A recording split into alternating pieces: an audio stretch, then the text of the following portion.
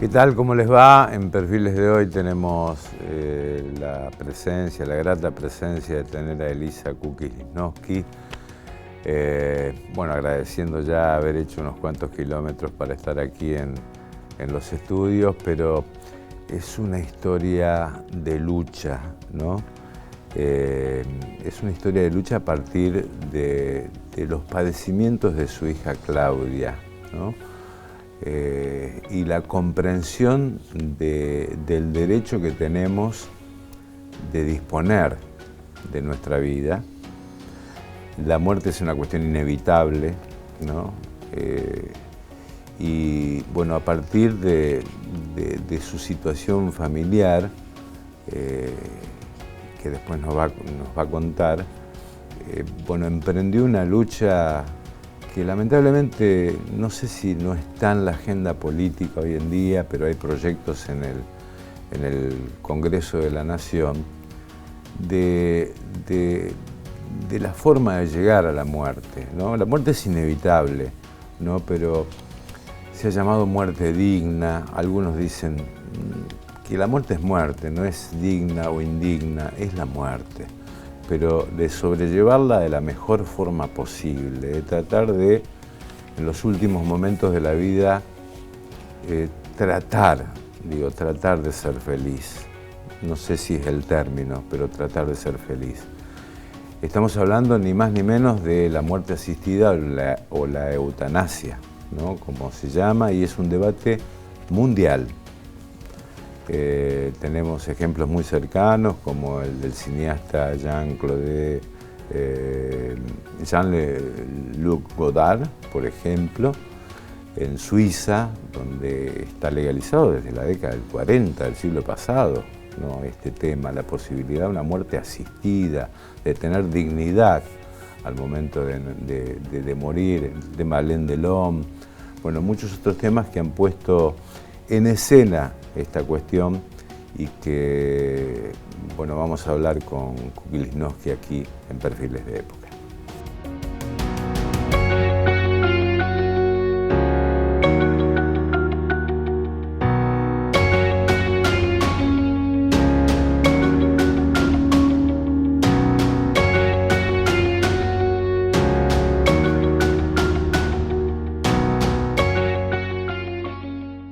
¿Qué tal, Kuki? Un gusto, ¿no? Un Igualmente, placer, gracias por este espacio, Che. No. ¿Nos puedes contar la historia de tu hija Claudia? ¿Mm? Sí, lo voy a hacer ¿Sí? brevemente, porque me interesa más por ahí explayarme en todo esto, esta introducción tan interesante que hiciste vos. Pero sí, esta historia mía, personal, ha sido un motor fundamental de lucha. Creo que las mujeres de este país tenemos una escuela muy importante, que es la de Madres y Abuelas de Plaza de Mayo. Esta cuestión de transformar el dolor en lucha, ¿no?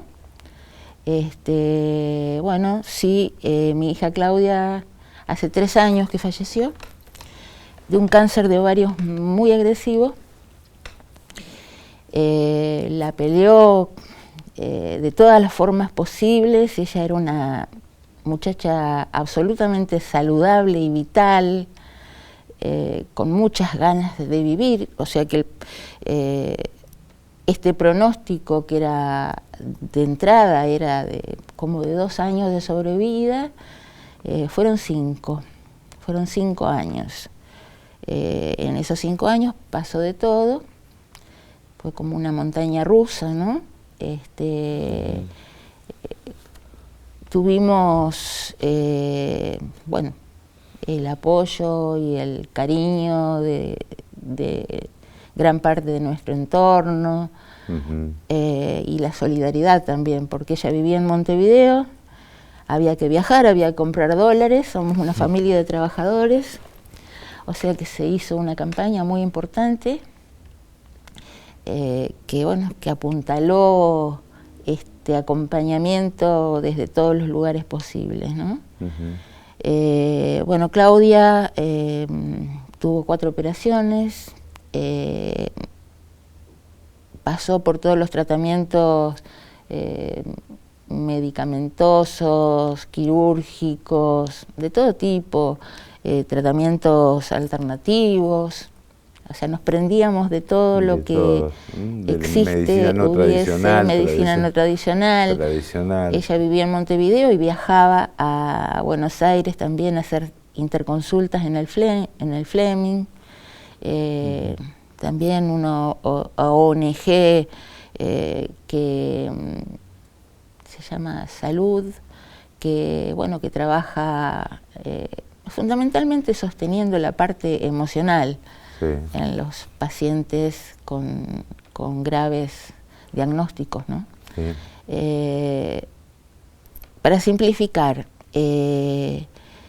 decía que la había peleado con toda su fuerza porque tenía muchas ganas de vivir, con un hijo cuando todo comenzó, que tenía 12 años, y su pareja, ella muy emprendedora, muy trabajadora, muy apasionada, una persona con una gran fortaleza exterior e interior, física y psicológica. Cuando ya no había más nada que hacer y de ella solamente quedaba su lucidez, le pidió a su médica paliativista si el sistema de cuidados paliativos en Montevideo funciona bien. O sea que fue un recurso sumamente importante para paliar el dolor, contención emocional, no solamente para Claudia, sino también para la familia que estábamos allá. Pero a la hora de que Claudia toma la decisión, porque ya no daba más, el sufrimiento era espantoso. Claro, eso te iba a preguntar, discúlpame la pregunta. Ella sufrió emocional y físicamente en los últimos tiempos, ¿no? Un gran sufrimiento existencial de orden emocional y físico. Y le pidió al médico terminar. Y le pidió a su médica paliativista que la durmiera, porque tampoco en Uruguay está la ley. La durmiera quiere decir que le dé la sedación paliativa, que es una dosis de droga que permite la pérdida de conciencia absoluta y también del dolor, ¿no? Hasta que el cuerpo aguante. O sea, eso puede ser 2 días, como una semana. O sea, esto es así y esto está legislado en nuestro país y también en Montevideo. Sin embargo, se antepusieron ahí las creencias. Y la médica no respetó su voluntad. Claudia es una víctima más de lo que ahora sé que se llama encarnizamiento terapéutico. Es decir, prolongar por todos los medios mecánicos, extrafísicos. En el caso de ella no había nada que retirar, porque ya, digamos, solamente ella tenía un ano contra natura, ya no había más nada que hacer, y le daban lo que ellos llamaban rescates, y uno se pregunta de qué pensarían que la estaban rescatando, ¿no? Si no era de una agonía tan cruel como injusta. Bueno, fue en esos tiempos cuando yo decidí que cuando volviera a la Argentina iba a luchar por la eutanasia, ciegamente, porque no sabía nada. Cuando llegué a Paraná, que es mi lugar, hice los primeros intentos y bueno, pasaron 6 meses hasta que pude crear un ignoto grupo de Facebook, éramos 15. Al día de hoy estamos sobrepasando los 3.200 integrantes de todas partes del mundo, de muchas partes del mundo y de todos los rincones del país. Que también esto da cuenta de la necesidad, ¿no?, de de que esta ley, de tener información, de querer que la ley salga, de la necesidad que hay, como en toda ampliación de derechos, claro, que sale de dónde salen las ampliaciones de derechos, de las injusticias, de los sufrimientos de la gente. Y Kuki, decime, ¿qué diferencia planteas entre la vigente ley que se llama Muerte Digna y lo que proponen ustedes y una gran mayoría silenciosa también, que ven sufrir a sus familiares y que, bueno, ya sea por la objeción de conciencia de un médico o en tu caso por creencias religiosas, dejan sufrir al paciente hasta la muerte, ¿no? ¿Cuál es la diferencia que ustedes Bueno, plantean? la ley de muerte digna, sí, que en realidad es una ampliatoria de sí, la ley de nuestros derechos como pacientes, está dentro, se le llama ley de muerte digna, sí, es una ley muy progresista que lo que hace es privilegiar la voluntad y la autonomía del paciente, ¿no?, por sobre la de los sanitarios, médicos, personal sí, de salud. Esta ley, en su articulado, da derecho a cualquier ciudadano o paciente en su fin de vida a que se le retiren todos los soportes vitales, incluidos hidratación y alimentación, y que se le administre la sedación paliativa. ¿Por respirador también? Todo lo que sean soportes vitales, todos los soportes vitales. Sí. Entonces, bueno, la muerte se produce, no se produce por este retiro, sino que se mueren por la enfermedad previa. Naturalmente. Claro, o sea, terminan muriendo, y esa es la diferencia fundamental. No la causa, la permite. Y en el caso de la eutanasia y el suicidio asistido, el médico es quien inyecta la sustancia letal. En el caso de la eutanasia, en el de suicidio asistido, es el propio paciente quien se la administra.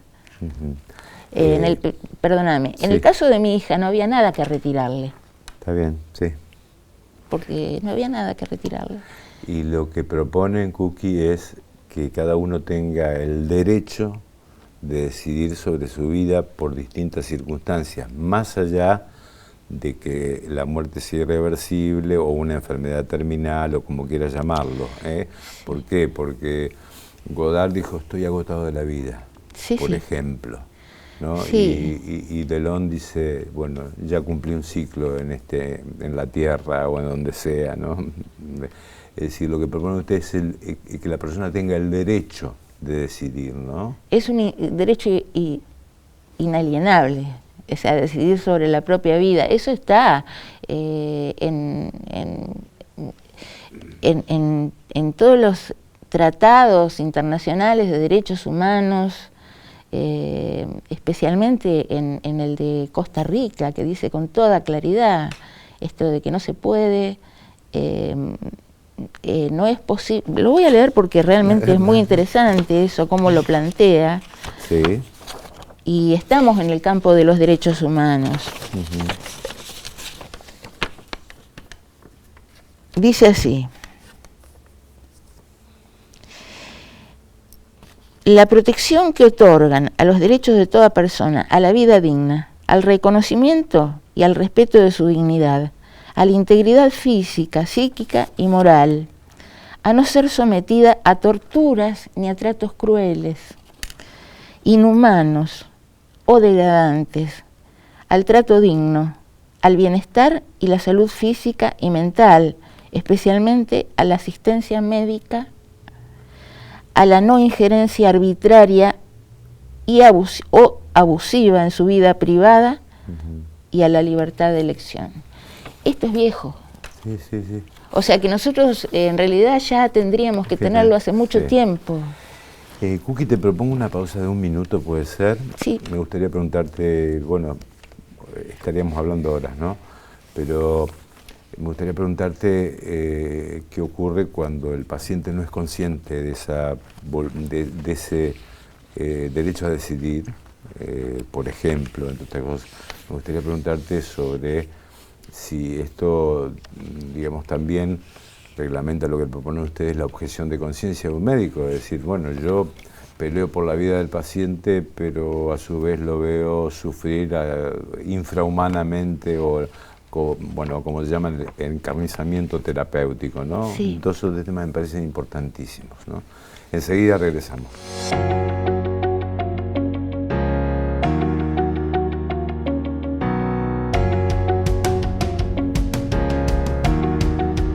Bueno, seguimos con Kuki hablando de esta lucha por una ley de eutanasia en la Argentina. Agregar que hay 3 proyectos en el Congreso de la Nación, 3 proyectos que tienen que ver, uno con el anteproyecto de la ley Alfonso Oliva, un chico que padeció el ELA, ¿no? Y que, bueno, estaba prácticamente, únicamente pestañeando, y esa era su vida, y bueno, quería terminar con esa vida. Pero, ¿qué pasa cuando uno no tiene voluntad de decidir? Está inconsciente, está con un respirador, no puede manifestar esa voluntad de decir, terminen con mi vida. ¿Qué pasa? Bueno, vamos a tomar otro aspecto de la ley de nuestros derechos como paciente, que es el de las directivas o voluntades anticipadas. También. Toda persona tiene derecho a redactar un documento de puño y letra.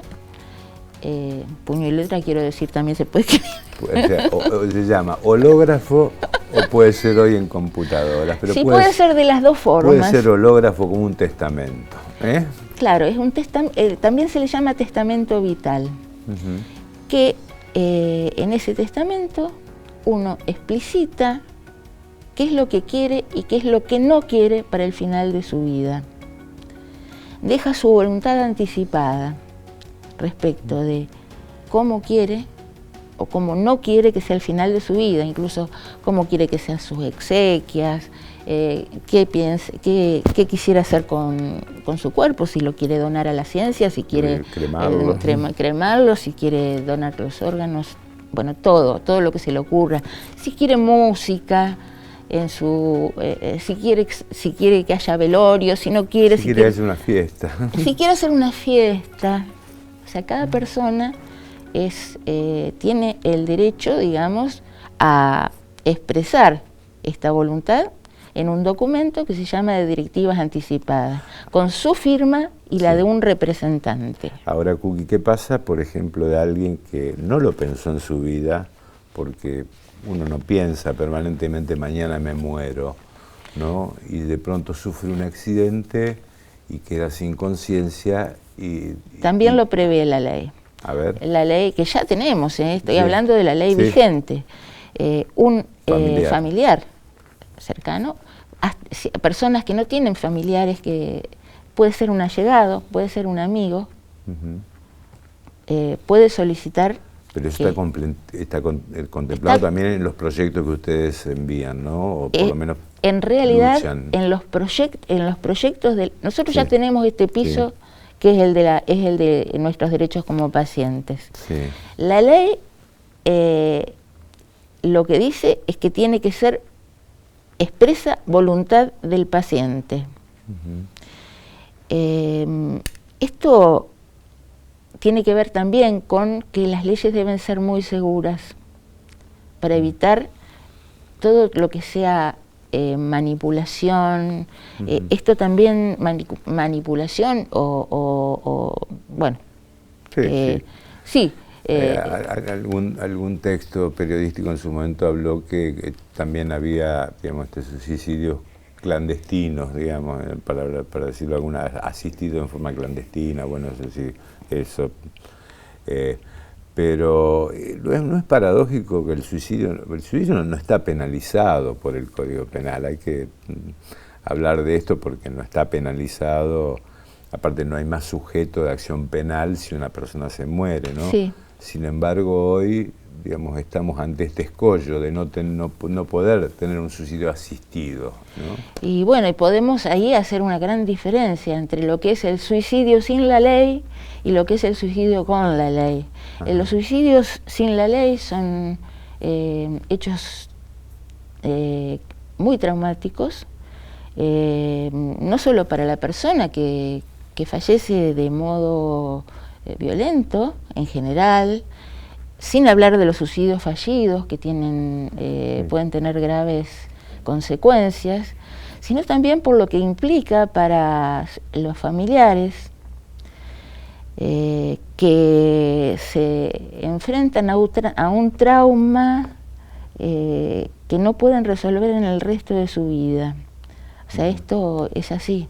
El suicidio de un ser querido deja una marca en la historia familiar que no se termina de resolver nunca. En cambio, el suicidio asistido, ¿qué es lo que hace? Permite planificar ese momento único en la vida de las personas, planificar, porque además el suicidio sin la ley es en soledad. Sí. Es muy personal, ¿no? Y es en soledad, con todo lo que eso significa. Uno puede, con el suicidio asistido, estar rodeado de sus seres queridos, planificar el momento, el paisaje en donde quiere estar, el lugar, todo, ¿no? Hablaste de que en su momento, digamos, por creencias no se aplicó la ley, o entendí eso yo, sí. en Uruguay, Sí. Y tu hija Claudia, bueno, sufrió de la forma en que describiste, ¿no? Sí.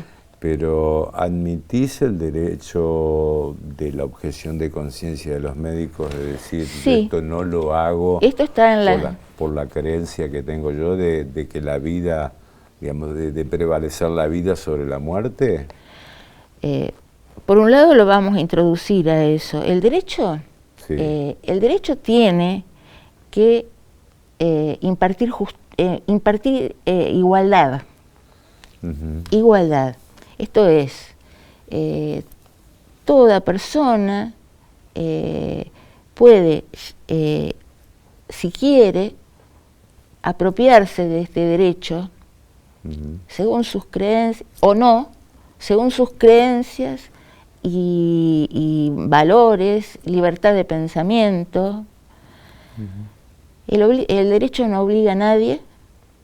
Lo que sí obliga es la ausencia de derecho. La ausencia de derecho obliga a no mover el status quo. Claro. Que aquello que fue diagramado por la cultura hace siglos se siga sosteniendo.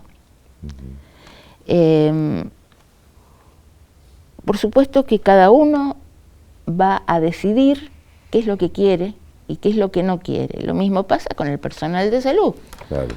Sí, objeción de conciencia, que yo, según mis creencias, según mi pensamiento, según mis valores, no puedo hacer esto. Entonces, bueno, pero tiene la obligación de derivar a quien lo pueda hacer y en forma inmediata, ¿no? Finalmente, podríamos estar hablando horas, ¿no? ¿Crees que esto va a estar en la agenda política o la dirigencia política está en otra cosa, digamos, hoy por hoy? Tenemos un contexto, en realidad tenemos un contexto que no podemos decir que es favorable. Sin embargo, el hecho de que los tres anteproyectos presentados sean de diferentes fuerzas políticas, oficialistas y opositoras, genera, digamos, un consenso importante,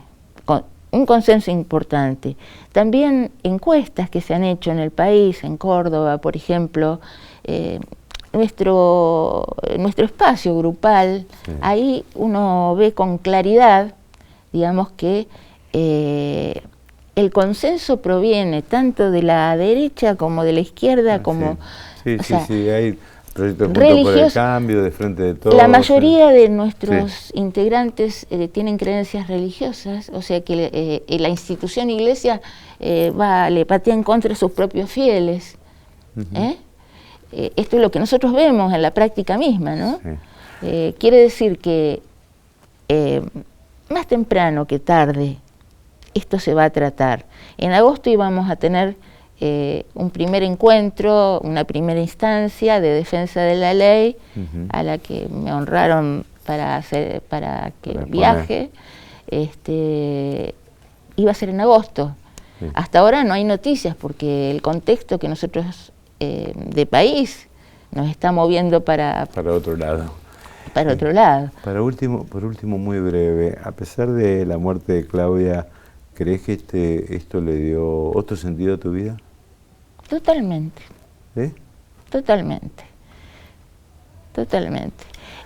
Porque, primero porque me sostuvo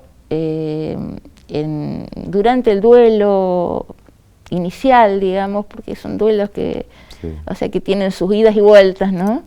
Y porque también esto de salir de lo personal para ir a lo colectivo, sí, produce niveles de comprensión muy diferentes. Además, esto es un espacio de aprendizaje permanente. Kuki, gracias por esta visita y por estar este rato con nosotros. Realmente no, muchas gracias a vos, muchas gracias. A pesar del tema, creo que ha sido muy enriquecedor tu testimonio. Bueno, muchas gracias. Bien, Kuki Alisnovsky, bueno, lucha por el derecho de cada uno de nosotros a poder elegir sobre la vida y la muerte, la eutanasia o muerte asistida. Bueno, gracias Maggie, está Agustín también con nosotros y está